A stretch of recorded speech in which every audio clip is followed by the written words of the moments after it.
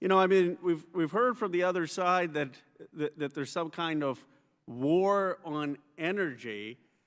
It's kind of hard to square with the facts. I mean, if there was a war on energy, how is Exxon, Chevron, BP, and Shell making over 200% profits? I mean, you can't have a war on an industry and then they're having record profits, more than they've ever had under the previous president. And I guess here's, you know, Mr. Schellenberger said we lead in clean technology. I agree with that. America leads in clean technology, many of it in my district. But you know what we don't lead in? We don't lead in protecting American consumers. While big oil is making record profits, and this is something I want to emphasize, in Europe, they say, let's have a windfall profits tax. It just came out. And they're going to be taxing these big excess profits and putting the money back in European consumers. And guess what big oil is saying there? Shell, quoted today, we think it's appropriate.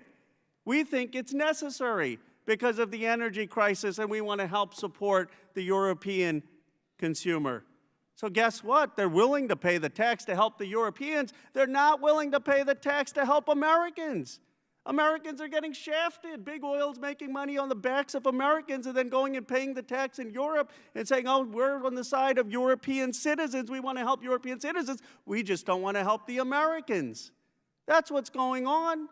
And for a year, we've been proposing in Congress, tax the big oil profits and help the American citizens. Boris Johnson passed it in England, the conservative government. The oil companies are saying, do it in Europe, but they want to fleece the American public. That's what this hearing is about. Ms. Slater, can you talk about what the impact would be on a windfall profits tax and how it could help the American public?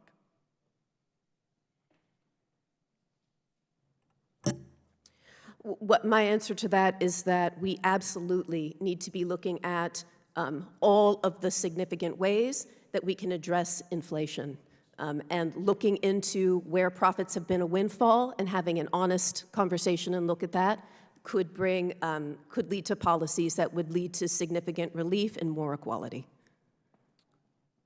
Thank you. And Dr. Shah, the oil companies' messaging has been on net zero plans, that they want to have net zero. Is that actually consistent with what they're doing and where they're investing? Absolutely not. They are investing in increasing oil and gas production. There has been no shift in their business model away from fossil fuels. And I would also point out that they have 9,000 unused oil and gas drilling permits. So it is actually the fossil fuels' desire to protect their profits that is limiting the production, not any kind of policy from the federal government. Thank you. Dr. Weber, there's a fossil fuel industry wish list floating around. A copy of this was watermarked by a leading oil and gas industry trade group. If that wish list were to pass with frontline communities, could you and Ms. Slater maybe just share what the impact would be? Sure. I would also like to speak broader about the implications of the fossil fuel dependence for American enterprise, which has been one of the important topics that has been raised. I want to re-emphasize that the largest employer, Walmart, sees itself being squeezed by the exploding fossil fuel prices. So fossil fuel price explosions and profit explosions are putting American jobs at risk.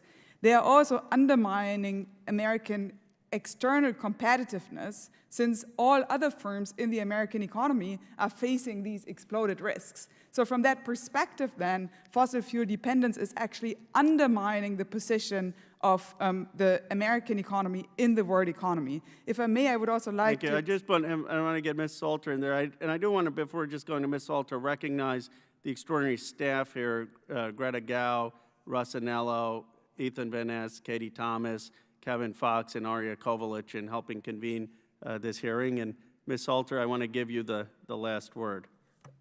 Well, thank you so much.